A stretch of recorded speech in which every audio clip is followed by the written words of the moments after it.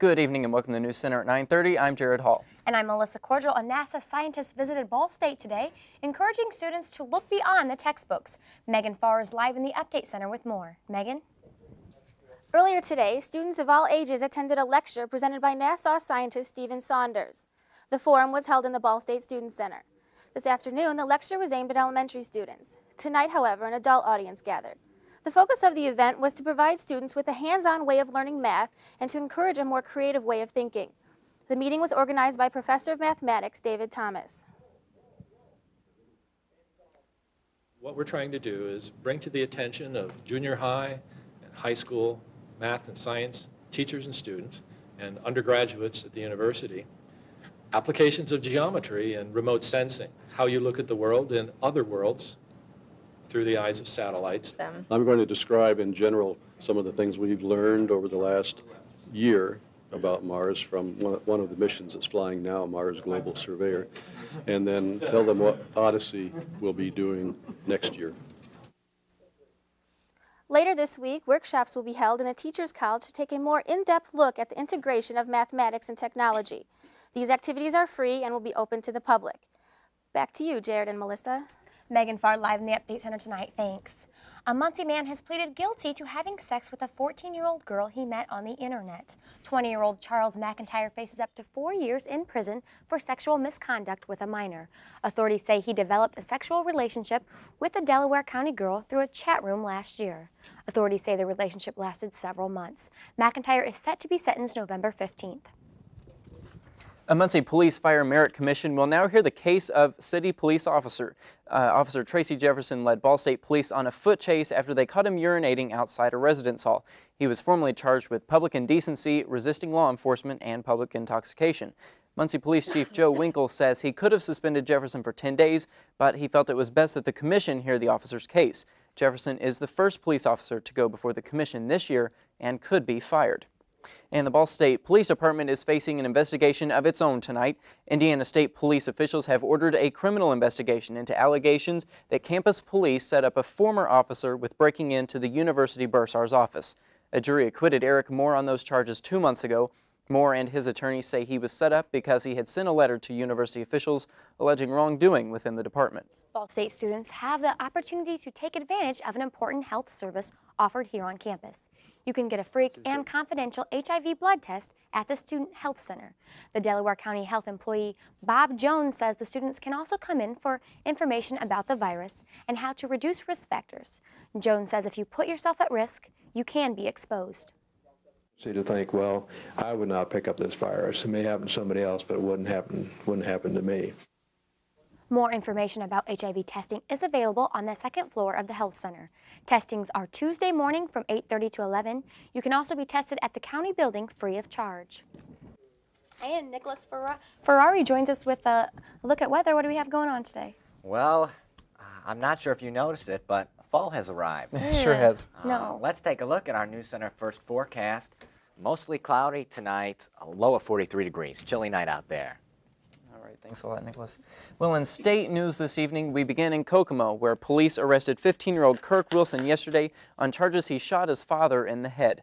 Investigators say the teen ran into a neighbor's house admitting he shot his father and then turned over the revolver. Police say the boy and his dad have been arguing, but aren't speculating whether that is a motive. The father is in stable condition at an Indianapolis hospital.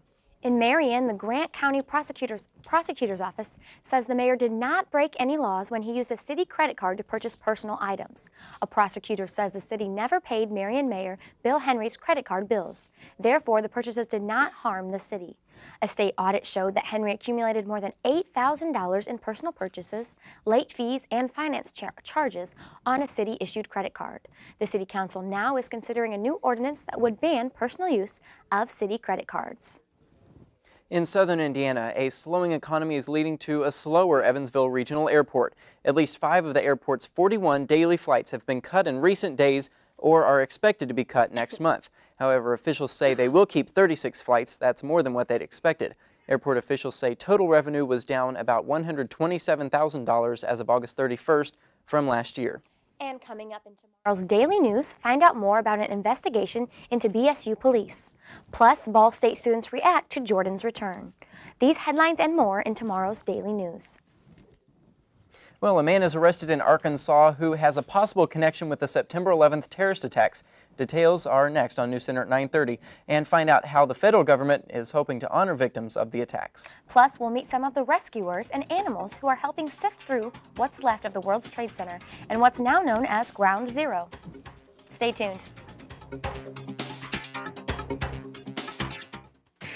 In East Central Indiana, there is only one place to turn for local news.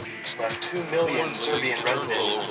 Ball State has gained national attention. NewsCenter 43. America's On Rule 7. We're okay on time now, guys. Clouds begin to form. Muncie's only live TV newscast. Reporting live. Only live. On Saturday as we go to the An highlight. official CNN Student Bureau. NewsCenter 43, Monday through Thursday at 5:30 and 9:30 on Bursar Channel 43.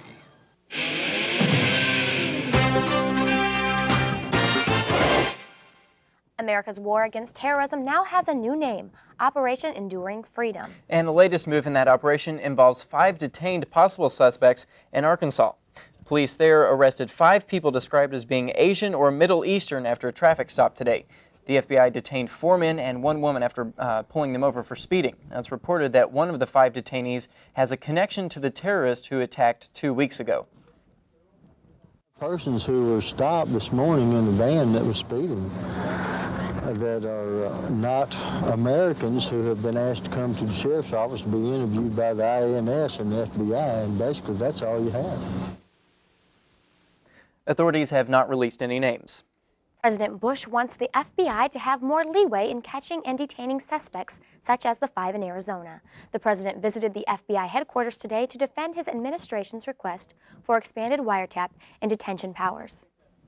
For the authority to share information between intelligence operations and law enforcement, so we can direct the best of both in the critical effort. The president says the goal of defeating terrorism could also include working with citizens who are tired of the Taliban and the guerrilla networks they shelter. 2 weeks after the World Trade Center attacks, New Yorkers are getting back to events originally scheduled for September 11th, like elections. The city held its mayoral primary today, and one of the names voters won't find on the ballot is the city's current mayor, Rudy Giuliani. The Republican mayor's popularity has soared since the terrorist attacks, but term limits bar him from seeking a 3rd term. Meanwhile, analysts are worried the attacks will translate into lower voter turnout. They expected less than a few 100,000 of the city's 3.6 million registered voters to vote today. Officials say the ruins of the World Trade Center are still dangerous. More than 1,400 people have been injured while searching for victims and evidence since the Twin Towers collapsed. Officials announced this afternoon that they will be knocking down the remains of the South Tower so rescue workers can dig underneath it. As of now, 287 bodies have been recovered and more than 100,000 tons of debris have been removed. As you can see, this is a debris assessment map. Here it is. The area is outlined in green is the area where the Twin Towers of the World Trade Center once stood. Officials are pushing the fact that this is still a dangerous area. 2 members of Congress are leading an effort to honor the victims of the September 11th terrorist attacks with a commemorative coin. Legislation proposed by Oklahoma Congressman J.C. Watts and New York's Elliot Engel calls for a silver coin featuring an image of the World Trade Center on one side, the Pentagon on the other. If minted, all proceeds from the coin will go to the funds for victims of the families. And also on the subject of money matters, Federal Reserve Chair Alan Greenspan told senators today that economic recovery could come at the cost of $100 billion. Senate Republican leader Trent Lott says many lawmakers feel the economy would need help, but he was skeptical about a $100 billion package. And there may be additional costs with regard to security. So there are costs, but we shouldn't turn this into just a blank check. We need to ask questions. We need to know what the plan is. But I suspect that there will be additional costs for our military, and I suspect there will be some costs associated directly with the events of September 11 that we have not yet addressed. Senator Lott says he believes everyone would be willing to wait a few weeks, but added that many senators do feel the economy will eventually need some sort of boost. Hundreds of volunteer and official canine rescue teams have traveled far and wide to assist the World Trade Center in the World Trade Center recovery mission. California, Oregon, and even Mexico is represented, and as Kitty Pilgrim reports, each team is determined to stay on until every scrap of what's referred to as the pile has been inspected. Heroes come in all shapes and sizes. Each one brings a unique and necessary skill. My name is Trooper Rick Scranton with the New York State Police K-9 unit. This is my partner, Theo. We generally leave where we're staying at 5 o'clock in the morning. We get home anytime between 8, 9, 10 o'clock at night. It all depends. SPCA, the law enforcement division that protects animals, has established an on-site medical unit especially for dogs. Between grueling shifts, canines are fed, bathed, and rehydrated. I saw one handler coming here with his dog. The back legs were giving out on the dog. He rehydrated it. We gave it whatever care it needed. The dog actually pulled his handler back towards the pile. I never saw anything like that. I see that the dogs and the handlers work as a team. They're like two trained soldiers. Come here, baby. However, not all dogs are soldiering through piles of rubble. One special unit was brought in to provide emotional support to rescue workers. Both of these dogs have been trained to pick up on trauma and go towards it. So they actually pursue people who they perceive as being in a state of trauma. We've been visiting a lot of firemen, a lot of police, a lot of the cleanup detail. They reach out to these dogs because it's okay to. It's a unique concept. But then if I was laying at the bottom of the pile, maybe a dog would lift my morale. Like a company of firemen, the bond between rescue dog and handler is tight. We live with these dogs. These dogs go home with us every night. About 350 canine teams have been deployed to the disaster site. Working around the clock, they're joining the ranks of heroes. He's been a hero because he's been trying to find heroes. Kitty Pilgrim, CNN, New York.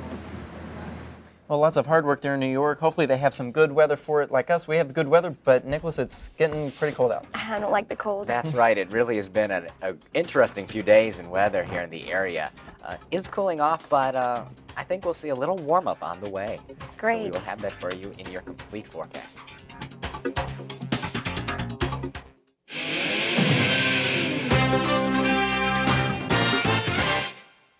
Time for News Center weather. Let's take a look into our Weather Almanac page for today, Tuesday, September 25th.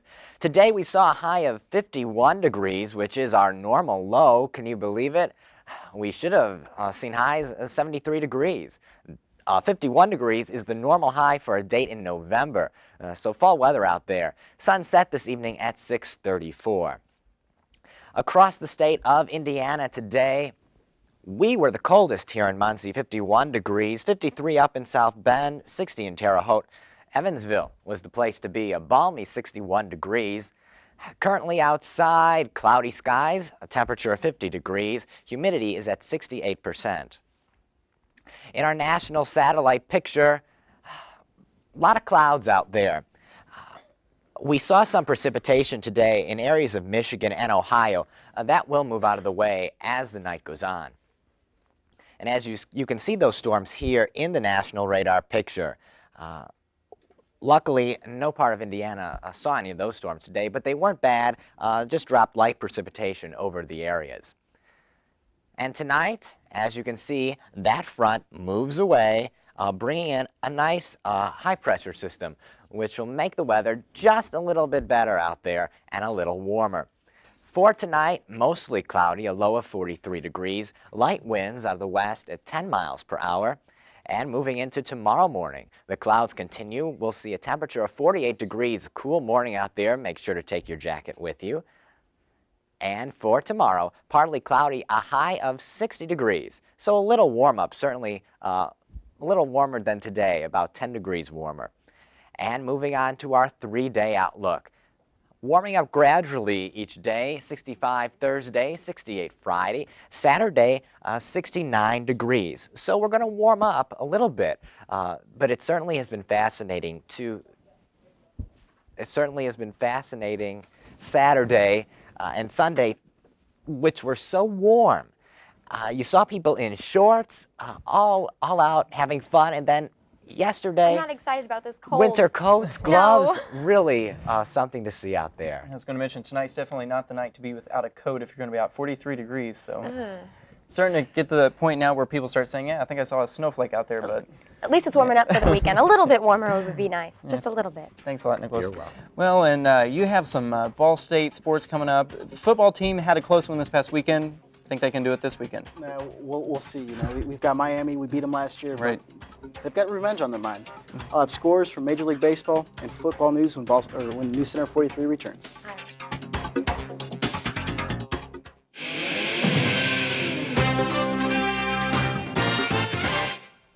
Well, Corey, I was at the game this weekend, and I definitely thought it was exciting. We were ahead, and then we were behind, and then we were ahead. It was. Especially in those last 3 seconds when you're that close. It's just you want to cover your eyes and hope they don't make that field goal.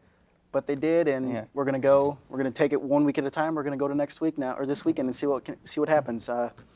Ball State started the season 0-3 for the third year in a row. The Cardinals will be looking for their first win Saturday as they host the Red Hawks of Miami. Last year, the Cardinals snapped their 21-game losing streak against the Red Hawks at Oxford. Miami will be looking for a little revenge after last year's loss. Head coach Bill Lynch still has high hopes for the season. Accomplish, winning a football game, but there's a lot left. We haven't even started the conference season. We've got 8 football games. And we've done some good things as a team. We just had some breakdowns that have hurt us. Oh, yeah, most definitely. The expectations. 0-3 was a setback, but we learned for those 3 games, we're going to pick up from where we left out at and get better from watching film. So those expectations are still there. Saturday's game is set to kick off at 1 o'clock. The game is the Mid-American Conference opener for both teams. The Ball State volleyball team is on a tear. The Lady Cardinals may only be 6-4 this year, but the Cardinals are 2-0 early in the Mid-American Conference. The Lady Cardinals added to the nation's second longest winning streak, taking it up to 34 by beating Northern Illinois and Toledo this past weekend. The Cardinals will play 3 more games this week with matches at Miami University, then returning home for contests against Akron and Marshall. Senior outside attacker Megan Hammonds moved into first place on the all-time kills list in Ball State history on Friday. Hammonds recorded 21 kills over the weekend and needs only 195 kills to pass Tammy Schuler, formerly of Bowling Green State University, for the league record. I am returning as a player to the game I love. This was the sentence heard around the world today as Michael Jordan made it official. He's returning to basketball today, playing for the Washington Wizards. Jordan first had to sell all of his shares in stock of the team and give up his position as president and CEO of basketball operations. Jordan signed a contract with the Wizards for 2 years, which will pay him an unthinkable $1 million a year. That is a pay cut of about $32 million from the last contract he signed with the Chicago Bulls in 1997. Jordan is scheduled to make his return appearance in Chicago on January 19th. His regular season debut will be October 30th at Madison Square Garden against the Knicks. Doctors determined today there was no serious damage to New England Patriots quarterback Drew Bledsoe's internal organs. Bledsoe was injured Sunday when linebacker Mo Lewis hit him full speed in the fourth quarter of New York's 10-3 victory. Although Bledsoe played one more series, he was taken to the Massachusetts General Hospital when he became uncomfortable 45 minutes after the game. Doctors inserted a chest tube to drain internal bleeding. Bledsoe will be out at least 2 weeks, if not more. Tom Brady will start for the Patriots Sunday against the Indianapolis Colts. A look at the National League wildcard race. Tonight, St. Louis at Houston. That is now 3-2 in the top of the ninth. Lance Berkman had an RBI single in the first. Cubs got pounded by the Pirates tonight, 13-1. Arias Ramirez homered to left in the third. The New York Mets beat Montreal tonight, 2-0. Mike Piazza hit a solo shot in the sixth. Cincinnati rips the Phillies 8-1. Griffey homered in the fourth. And the Barry Watch continued. Tonight, as you can see, all of his bats live on ESPN's. Bonds only needs 3 more homers to tie Big Mac's 1998 record for homers in a season. And that's sports. Yeah, Corey, I have to go back to Michael Jordan returning to sports. It's just one of those things, will he ever just stay at home and relax? I don't think he ever will. He loves the game too much, but he is doing something nice. Whatever he makes over the next 2 years from basketball contracts, he is donating to the relief funds for the New York and Washington tragedies that has happened. So that's something that's great. That's great. Thanks, Corey. When we return, Nicholas Ferrari will be in with a look at our wake-up weather. And an Indiana man is letting New Yorkers know they're in our thoughts. That when NewsCenter at 9:30 continues.